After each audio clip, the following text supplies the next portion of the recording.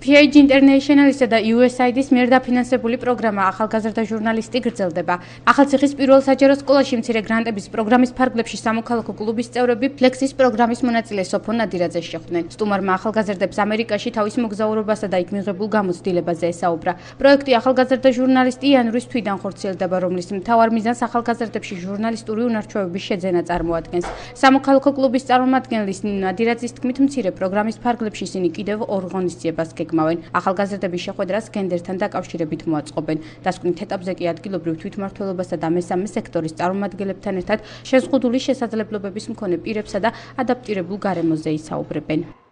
PH International-ის და USAID-ის ფარგლებში გამოცხადდა მცირე გრანტების კონკურსი. ჩვენმა სამოქალაქო კლუბის წევრებმა და მე ხელმძღვანელმა დავწერეთ ეს პროექტი ახალგაზრდა ჟურნალისტი, რომელიც ითვალისწინებდა მოსწავლეებისათვის, ანუ სამოქალაქო კლუბის წევრებისათვის წინა ჟურნალისტიკური უნარჩვევების განვითარებას. ამ პროექტის ფარგლებში დაიგეგმა 5 სიუჟეტი. მოვიჭრეთ პირველ საჯარო სკოლის თვითმმართველობის წევრები, მეექვსე საჯარო სკოლის და სხვადასხვა სკოლების.